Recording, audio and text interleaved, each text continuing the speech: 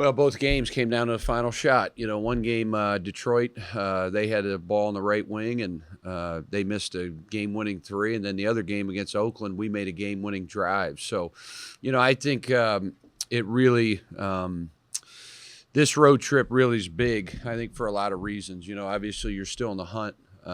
You want to put yourself in a good position come postseason, for the Horizon League tournament. But you're also trying to play in postseason. We've only played in one postseason tournament, ever. So if we win these two games, we have a chance to do that. But they're going to be really, really difficult. Detroit presents a lot of matchup problems. Antoine Davis is one of the best guards, if not in our league, but the entire mid-major basketball. And then Oakland has some huge size. They're really, really big. So it's going to be tough. Our kids know that. But we're a confident group. We're coming off playing pretty well. So we'll see. We have to be ready. We have to be locked in. We have not been very good on the road. We're 3-8 on the road, so we've got to reverse that. We've got 6 games left, four on the road. So we got to be good. And you talked about, controlling your other destiny position you haven't been in, at this point before. So, does that kind of take a lot of the pressure off? Yeah, I think that's the position you want to be in sports. You play a lot of games throughout the years, and you get to a point late in the season where I think everybody's at a different point. Every team you face is trying to do something different as far as, at our level, just really positioning for the Horizon League tournament. So we're still in the conversation. That's a good thing. That's a test to all the hard work that our guys have done. But we want to finish strong. We have 6 games left. We're chasing a lot. We want to play in the postseason first and foremost. We want to play in the NCAA tournament.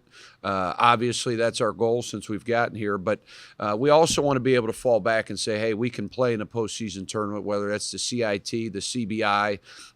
That's a huge accomplishment for this group. And you have to, in order to get there, you have to win 16 games. That's how you become eligible for one of those tournaments.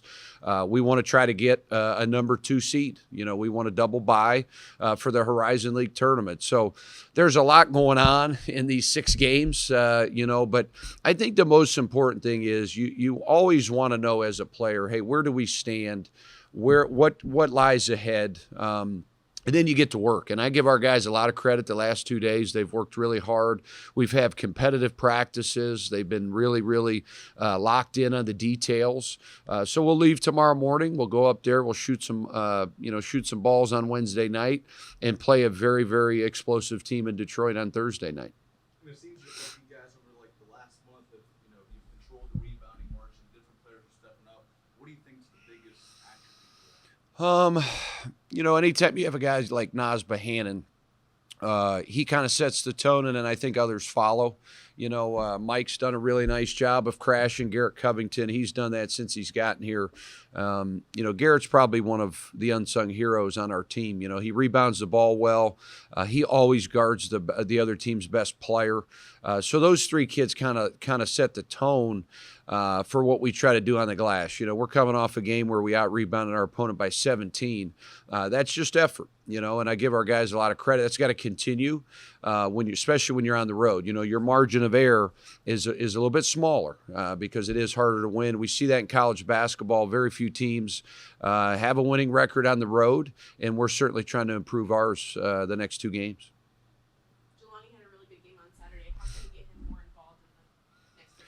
Yeah, good question. I think Jelani has worked really hard the last couple weeks. He's really picked it up. I don't want to say he hasn't worked hard since he got in here because they all work really hard.